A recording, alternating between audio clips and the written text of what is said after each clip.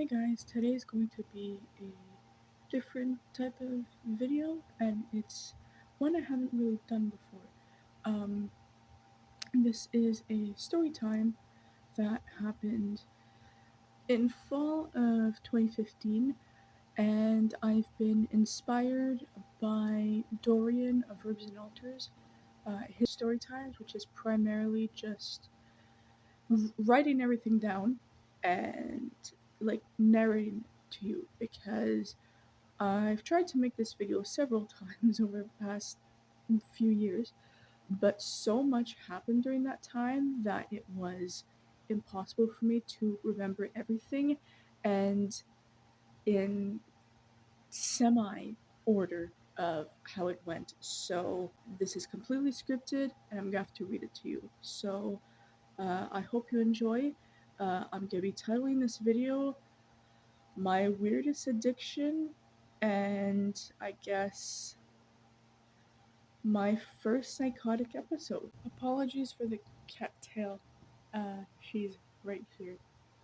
Yeah. Um, Alright, so story time. This takes place between late September and late December 2015.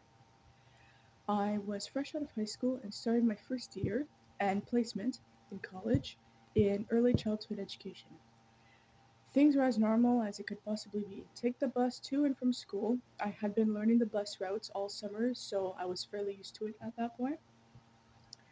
Sitting in various quiet and comfy spots at school or going to the public library to do homework, which was a consistent for me throughout all of college. It was the best way for me to do homework. I was also about to start said placement, 20 hours total if memory serves me right, at a daycare. Simple enough, right? Well, that was supposed to take 1 day a week, 4 days total of 5 hours each. It took me over 2 months to do. November 13th, 2015. I may never forget that day, and we'll come back to that.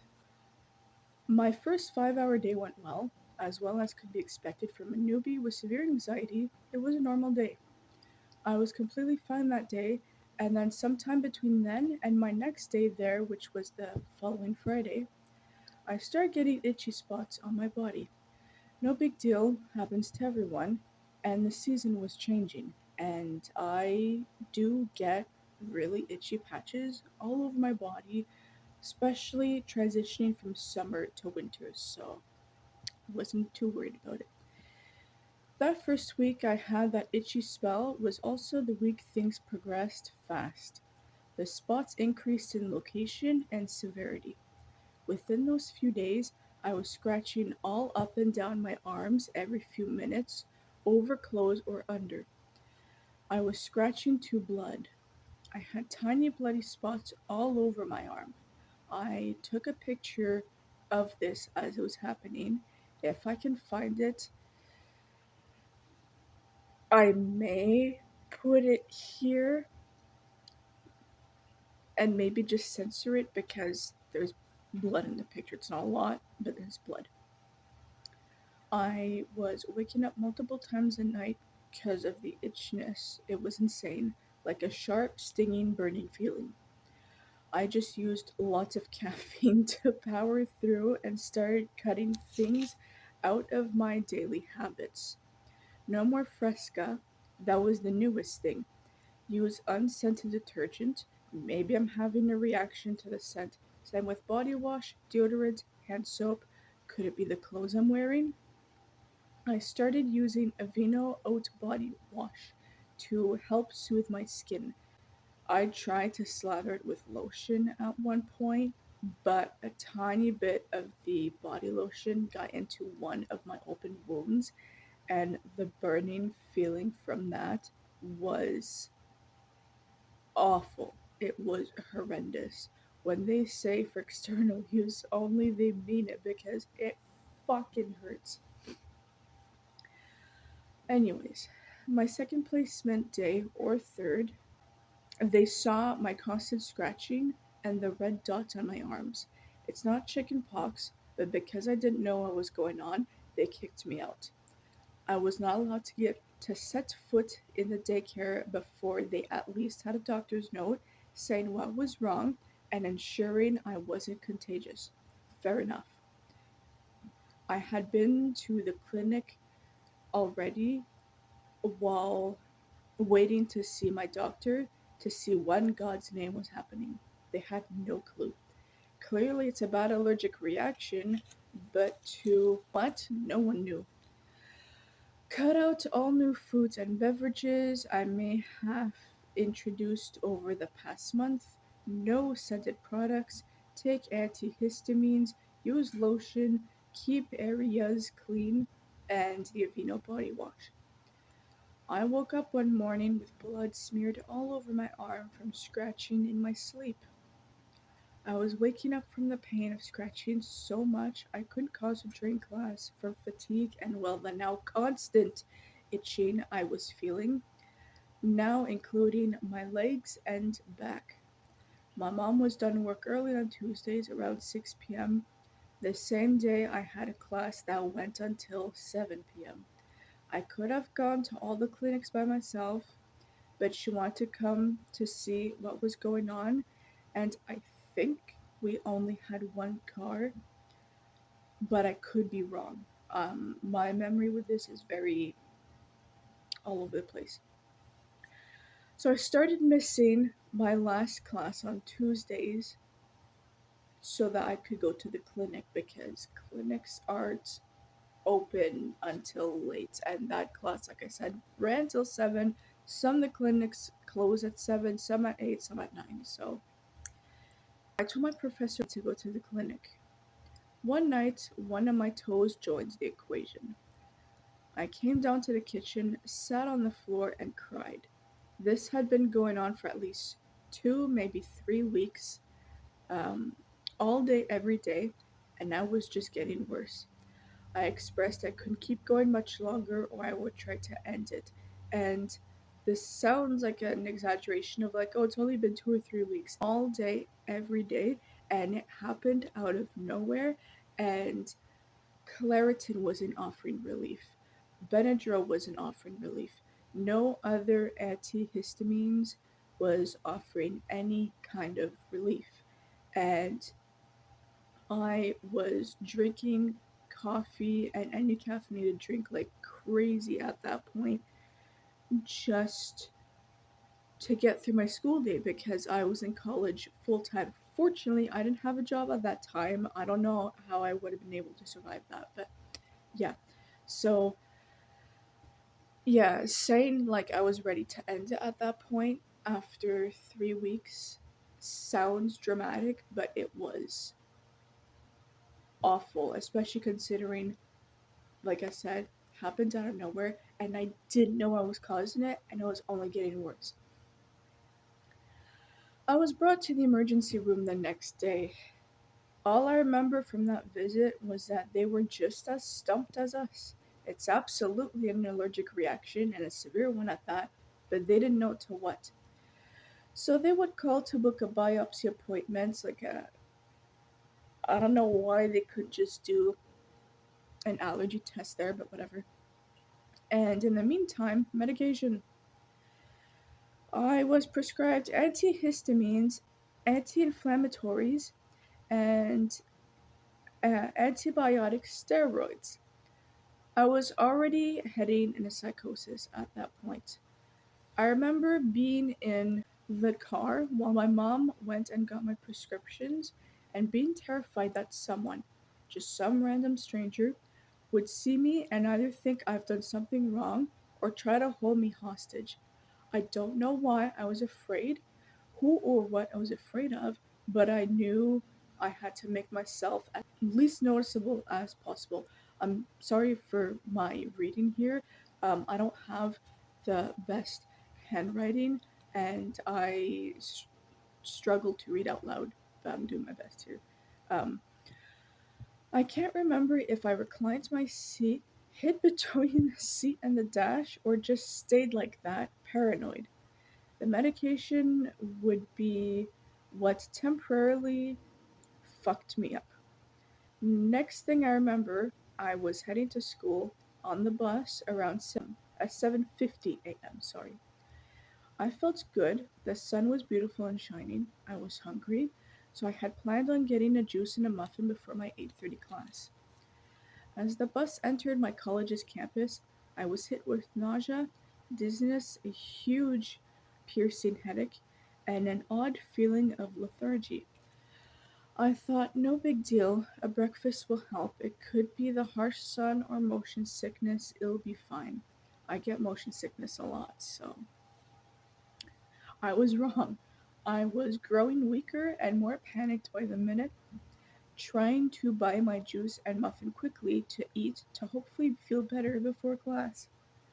I sat down, took maybe 2 sips of my juice, then bolted to the bathroom, leaving all my shit on the cafeteria table, and threw up. I was shaking, sweating, puking, gagging in the stall. One of my classmates heard me and brought over my stuff because I reassured her I should be able to attend class. I finished up and headed to class and was immediately stopped by my teacher. I hadn't I hadn't noticed or paid attention to how pale I was and my visible shakiness. I said I'd be fine and tried to sit through the class. She wasn't convinced. She was right. About 5 minutes before class, the nausea and dizziness were overwhelming, and my headache was becoming a migraine. I couldn't stop squinting my eyes from the fluorescent lights in the room. I grabbed my stuff, told said teacher I couldn't stay because I was getting a migraine, and called my mom. I remember her being none too thrilled until she saw me gripping the handle of the door, white knuckling it all the way home. And seeing that, she was like, "Hey, clearly you're not doing well. You're not just like being a baby." I went to my room, closed the curtains. My room faced the backyard, so I had no direct sunlight, but the little bit there was so painful. I put on sunglasses with a scarf wrapped around my forehead, like around the glasses, just to make things bearable enough to try and rest. That afternoon, I was convinced there was a bomb or another deadly weapon on the side of our house. My mom was straightening her hair in the bathroom, downtown by Malcolm Moore playing. The clicking of the straightener, the smell of hot hair, and the music sent me into a panic attack. I felt as if life was coming to an end at 18 years old, that the originality of music was dead, therefore, new music would cease to exist. Art was becoming obsolete, no joy could be found in creativity again. All this just going through my head as I'm laying in my bed, just listening to my mom, listening to Malcolm Moore, and I was like, everything in life is failing. Um, like creativity is gone, originality is like I was spiraling. On top of the bomb I was convinced was by my house. I felt I knew I was about to die. I kept trying to listen out for ticking noises or any suspicious noises in general, or for any reactions from other people.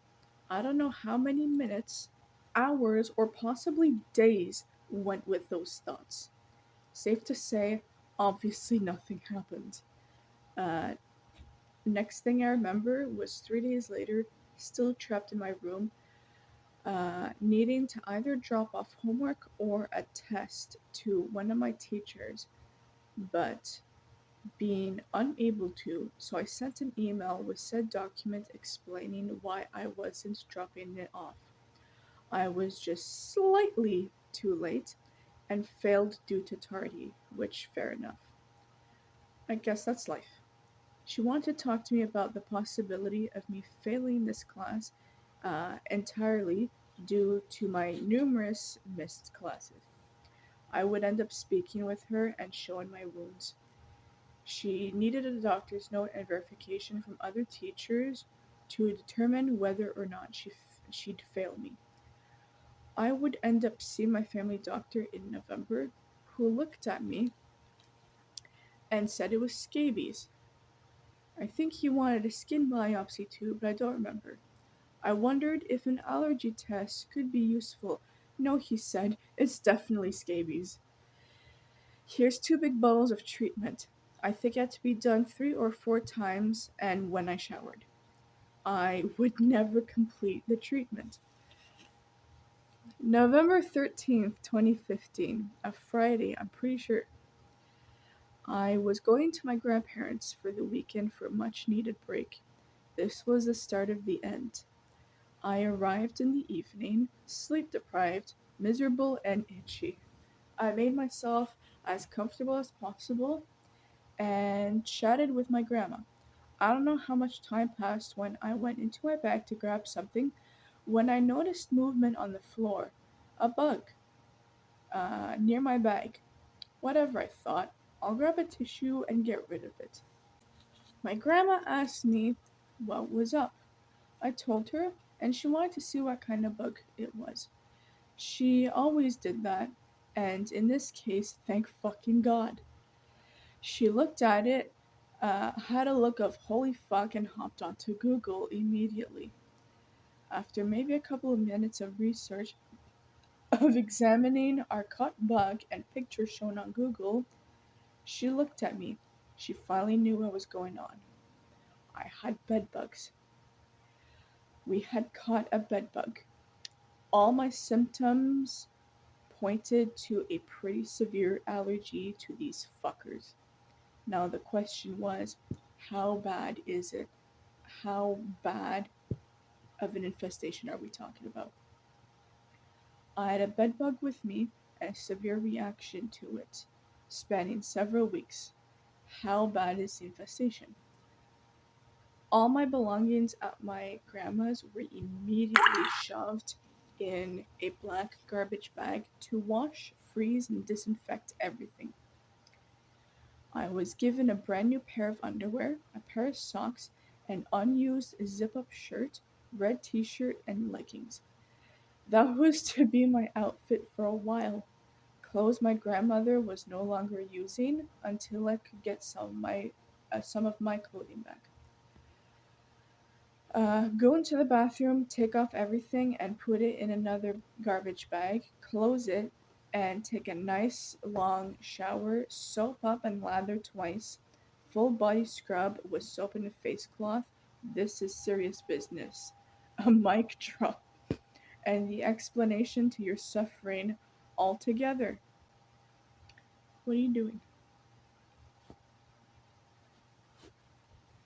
She grabbed my contaminated clothes while I showered, brought them downstairs, and came to bring me fresh, clean towels and the aforementioned clothes. She would tell me afterwards that when she came to grab my items, she had found another bedbug. That night was the first good night's sleep I had gotten in nearly 2 months. No itching, no pain, no waking myself up scratching. It was insane in the best way. I went 2 nights of just peaceful sleep. My wounds were actually shrinking now that I wasn't being eaten alive by this goddamn allergic reaction. My mom was notified, who then notified our landlord, who then got an exterminator. My room, clothing, and possessions were quarantined off limits until this was fully resolved. I had to sleep on the basement couch with one pair of borrowed PJs and one outfit for the rest of the year. My room was sprayed top to bottom, everything put in vacuum sealed bags. Anything that could be washed was taken to the laundromat.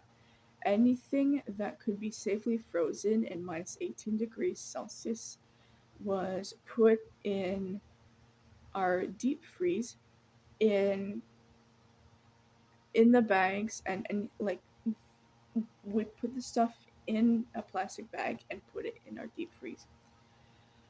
And anything else, like my laptop, was checked, disinfected, rechecked, redisinfected. It fucking sucked. Of course, everyone knows I was showing up to class. No laptop, no books, nor pencils or papers. I had to procure them at the bookstore and in the same outfit for the rest of the semester.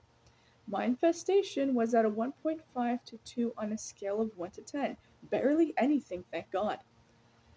And only contained in my room. Until. Because it didn't end there. I was in the basement when I felt something on my foot. Guess what it fucking was? So our holidays and greeting in 2016 was going through this entire extermination, cleaning, quarantining, disinfecting, literally everything in the house process again. We needed to make 100% sure the whole house was being treated since bed bugs spread easily and now they, one, were being caught downstairs. Just to note, my grandma deep cleaned her house after seeing the two. She never found another one since. Never had infestation, thank God. Many, many trips were made to the laundromat, and our freezer, deep freeze, and car were filled with vacuum seal or garbage bags to freeze any fucker or egg that could be hiding in our stuff. At this point, it was mid to late November. I live in Canada. The weather is quite cold, so the car would get freezing. So that we were like, perfect, we're taking that to our advantage. By mid January 2016, everything was getting back to normal. But back to our realization. Ended up getting that doctor's note, got to redo my test, and just barely passed my class, thank goodness. My scratching went down, and my wounds finally began to heal, and we knew what was going on. And once I was no longer sleeping on an infested bed, I had many open, oozing wounds by that point. Now all that remains are a few tiny scars on my arms. The exterminator told me I was not only allergic to these bed bugs, but that my reaction saved us thousands of dollars of furniture replacement because of how severe my reaction was with such a minor infestation. Like, some people have to replace everything they own: couches, clothing, uh, like TV, like everything. Not to sound like a certain president, but the extermination told me it was the worst reaction he had ever seen. He even joked about taking me to houses to test for bed bugs. All in all, the only thing we had to throw out was my bed. Everything else was salvaged with cleaning and some form of disinfecting, and the exterminator, of course. And I got to pass my class and finish my placement, and my psychosis ended. My mental health never did fully stabilize, obviously, but for many other reasons. And that is everything I had written down. And I wrote all this down because I knew I would just ramble on and on and on and probably never get to any kind of point. And even though this happened in 2015, I still have some trauma around it. When I get on a bus, I never put my bag on the seat next to me because I don't know if there's a bed bug on there. So I put my bag on my lap. When I go to the library, I never leave my bag on the ground or on a chair. I put it on a solid surface, like a solid non-fabric surface, so that I know there's not going to be any bed bugs. When we when we go to hotel rooms, it sounds like I go to hotel rooms often. I don't. The last time I was in a hotel room was in March 2024. I refused to put my bag on the bed. I put my bag on the dresser, and the moment we came home, I put my bag, or suitcase rather, in our tub, grabbed everything out of my bag, and everything that could be washed was washed. Anything that could not be washed was shoved in the freezer overnight. And I still do this with a lot of stuff. And whenever I see, um, in England, I believe they're called woodlouse. Here they're called pill bugs.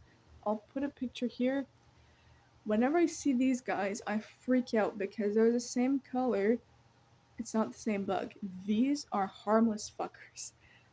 These guys just munch on like mold and decaying organic material like leaves, and they come out when it's damp and like all that. But when I see a brown bug, my brain goes to bed bug. When I see something in my bed, and usually it's just lint.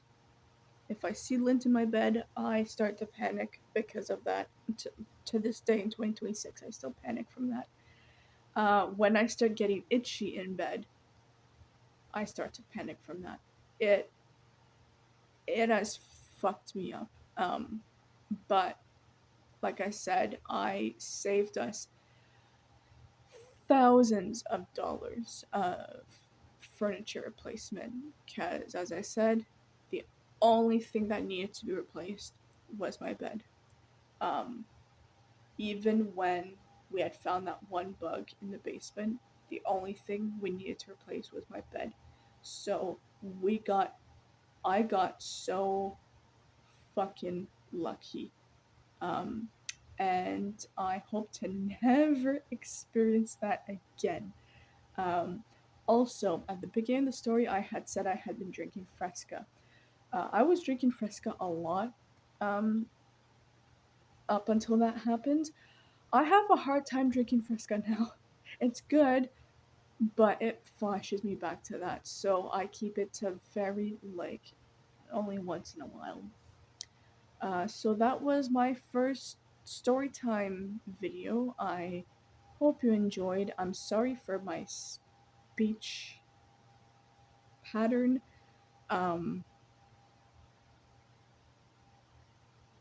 I don't know what else to say about that. Uh,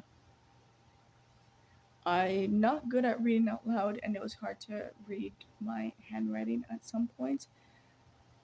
But the main thing is just I'm not always good at reading out loud.